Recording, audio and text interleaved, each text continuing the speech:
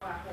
Estos 19 hombres que esta mañana presentaron esta demanda son parte de los 63 hombres y mujeres cuyas condenas fueron desestimadas en diferentes casos investigados por este sargento. Muchos de los hombres cumplieron sus condenas que iban desde 10 años en prisión hasta libertad condicional. Esta semana se llevó a cabo la cuarta exoneración masiva en corte del condado de Cook vinculada con este ex sargento, donde otros 17 individuos limpiaron su nombre y se unieron a esta lista. Comuniquemos, en estos momentos estamos a la espera de que comience esta conferencia de prensa, pero en esta edición de las 4 de la tarde yo les presento un informe con los testimonios de estos individuos que han dicho que este ex sargento les arruinó sus vidas. El equipo desde el oeste de la ciudad, yo soy Iris Berríos. Déjame regreso contigo los estudios.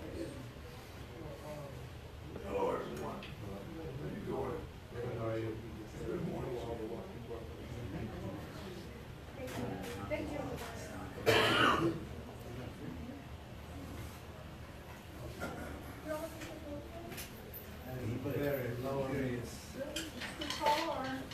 Doesn't matter, but it's not gonna stay. Oops. Like that. There you go. They should come. Yeah. Everyone else will be coming in a few moments, sir. Here, let me get a. Could you grab a Tommy? Could you grab a chair right out of the conference room there, please?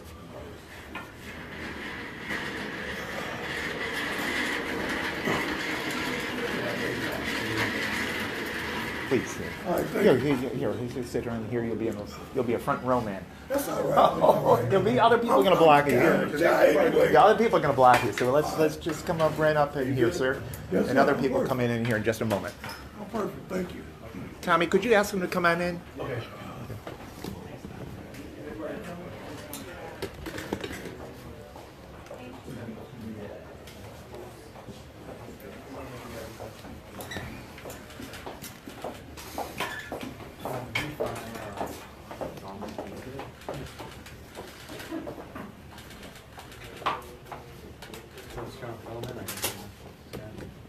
Come in around here, folks.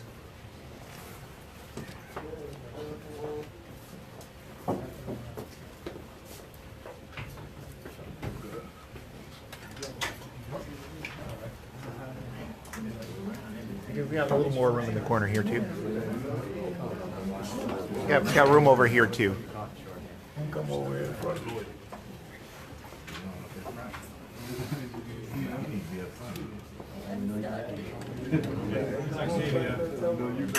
Come on, young lady.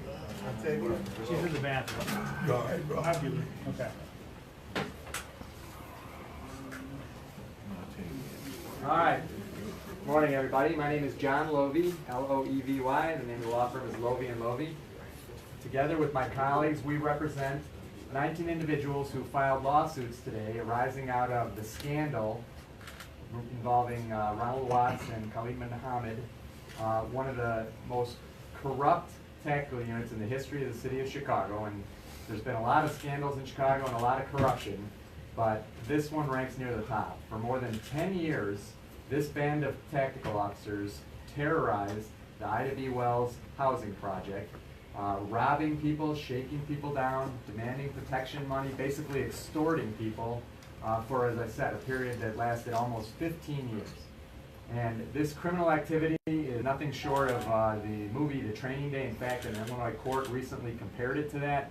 There was complete lawlessness on the part of law enforcement that was terrorizing this public housing community, and there were victims and there were people affected. Now, this happened under the noses of the city of Chicago, the Chicago Police Department, and high-ranking city officials. It went on for that long, and it was ignored because nobody did anything about it. There were more than 300 citizen complaints complaining that these rogue officers were violating people's rights left and right, and all of those complaints were ignored. And in fact, the city assigned Mr. Watts to investigate some of those complaints. So the man who was the subject of the complaints of this rampant corruption was in charge of investigating them. And high-ranking city officials turned a blind eye. We've heard the term code of silence associated with the city of Chicago. This case illustrates what the code of silence is. These officers were stealing, robbing, and ruining people's lives, and other officers saw it and nobody did anything about it. There was a few whistleblowers who tried to do something about it, and their police colleagues made their lives hell and retaliated against them. Finally, it got so bad that the FBI got involved, and the FBI caught these police officers shaking down people and committing these criminal acts, and 2 of them were convicted in federal court and sent to federal prison. Since then, as the story slowly has unfolded, more than 15 officers have been put on desk duty, and the state's attorney has announced that for more than 10 officers, they'll no longer rely on their testimony in court. Kim Fox and the Cook County State's Attorney's Office deserve some credit. They have exonerated more than 60 individuals and overturned more than 80 convictions, and have acknowledged that there was injustice, because not only was Watts and his crew shaking people down and robbing them, but he was putting drug cases on people left and right in order to extort people. If you didn't pay him his protection money, next thing you know, you had a criminal problem. And those convictions have since been overturned, and there's been a series of certificates of innocence granted. But in the meantime, the reason these people are here is they want justice, because lives were affected, people spent time in prison, people pled to crimes that they didn't commit. Probation, onerous terms affected people's lives, affected people's jobs, people lost Section 8 housing, lives were completely disrupted. So having been exonerated, these individuals are now seeking justice, and we're going to hear from a few of them. They're going to tell you their stories. I'm just going to introduce one of them who doesn't want to speak, but I'll tell you his story. Mr. Lomax is in the back, I think. Right. There he is. Mr. Lomax was visiting his brother at the housing project. His brother had cancer. Mr. Lomax was coming from Zion. He had raised money from supporters to support his brother who had been stricken by cancer. He was literally attacked by these tactical officers, beat up, robbed. They took the money that he was trying to give to his brother and accused him falsely of a drug case, and robbed him and stole his money and put a case on him and completely disrupted his life. And he has since been exonerated, and his convictions and his plea has been tossed out, but in the meantime there was real damage. And Sean Starr here is going to introduce some other individuals and explain how they've been affected as well. Hey, good morning, everyone. Thanks for coming out. As we all know, Watts terrorized this community for over 10 years. And he didn't care who you were. All he cared about was money and power and drugs. Just like Mr. Lomax, 2 other people who were part of this group of complaints were terrorized by Watts. Dion Willis was terrorized by Watts because Watts had an issue with his brother. Watts was looking for his brother and couldn't find his brother, and so he arrested Dion not once but twice. Dion suffered as a result of whatever rage Watts had for his brother. Octavia McDonald, who's the one woman who's part of this group of 19, was 17 years old when Watts arrested her, and pregnant at the time. Earlier, before her arrest, Watts arrested her sister, put drugs on her sister. Her sister beat the case, and then the family went to OPS and filed a complaint against Watts. And instead of investigating the case, instead of being investigated, Watts went out and arrested Octavia and put drugs on her and arrested her, and she went to county as a pregnant 17-year-old. Both of these people would like to say a few things today. Yeah. How y'all doing today? Thank you all for coming out. I just want to say it's been a mess. He tore my life apart just because he couldn't get a hold of my brother. I was young back then. I really had no background like that, and just because he couldn't get a hold of my brother, he targeted me.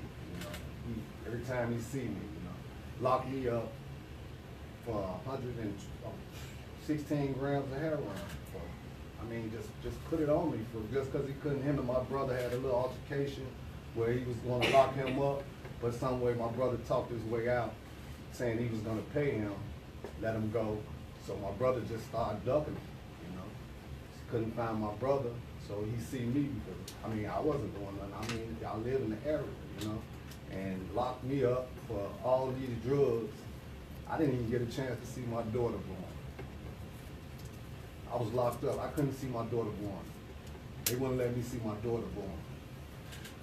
crazy. Hey, my name is Octavia. I was kind of young when it started. I mean, I had no idea or anything like that.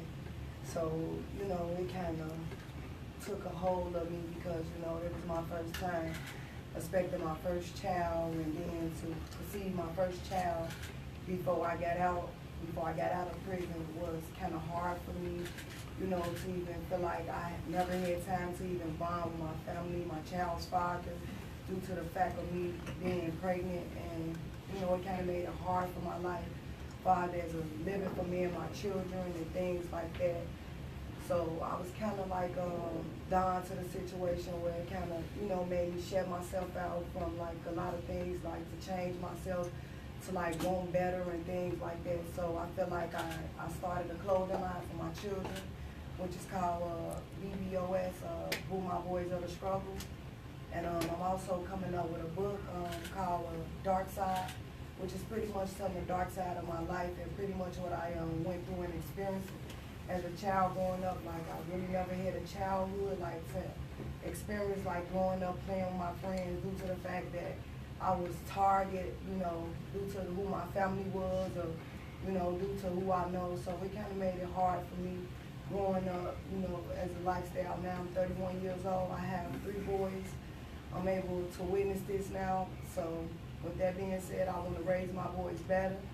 I teach them fathers what's going on out here in the streets to protect them, because if you don't, someone else will come get them. So I just pretty much feel like a lot of parents, you know, even if you don't, you know, look at your kids every day, just have a prep talk with them, you know, see what's going on, you know, because it's a lot of bullying, a lot of torturing and things out here, and it's like kids be so in and out where they can't talk. So I just feel like someone should speak up. Could we get your spelling of your name, please? My name is Octavia. It's spelled Octavia. My last name is McDonald. And what year did this happen? In 2006. And sir, if you could just say and spell your name for us as well. Deon Willis, DeonWillis. And your encounter with Watts. It was in 2003 and in 2008. And obviously, each of these 19 people has their own story to tell as well, but they're going to rely on the statements, and then they're going to go to court and tell their story. Are there any questions? Could this become a class action? There could be hundreds of plaintiffs in this case. There are undoubtedly more plaintiffs, and you know, it's a mass exoneration going on because all these cases have collapsed. Nobody knows exactly what the total number will be. As I said, there has been more than 80 convictions overturned, and there's no sign that it's done. Why isn't it a class action law? Well, you know, class action is a specific legal vehicle when the issues involved are exactly aligned. This really isn't a class action per se, because each case is a little bit different, but it's essentially, you know, a mass action, or everybody's entitled to justice, but it doesn't fit perfectly with class action. You're filing 19 separate lawsuits. Correct. So how many lawsuits have you filed now on behalf of one? More than 3 dozen people have filed lawsuits arising out of their exonerations and overturning their convictions. Do you expect that everyone who is exonerated will file a lawsuit? Well, everybody has to make their own choice about whether they want to seek justice or, you know, the circumstances, but the people behind me have decided that they want justice. Of the 19 here, how many were convicted? How many are did time in prison? I don't have the exact. They were all convicted. They were all convicted, and some of them, there was probation. Do you know the number, Sean? Like about 6 of these people got probation, and the rest got some version of a jail sentence. I think 4.5 years is the longest sentence. And then, you know, time in prison waiting. How important is Watts' conviction to your case? Well, it's a little bit hard for the city to deny wrongdoing when the officer who victimized all these people had to go to federal prison for the exact crimes that these people were victimized by. So I suppose the city could try to defend this, but with having multiple police officers sent to federal prison for doing this is very important to our case. And sorry, what is the status of the lawsuits that were filed before this round? It's all still new, so nothing's gone. All right, if there are no more questions, thanks, everybody. Thanks. Thanks. Let's all go meet back in the conference room. Come on. I appreciate you. Thank you very much. Can I get your name just because you were standing there?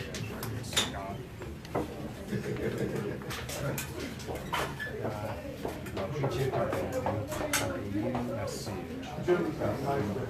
you.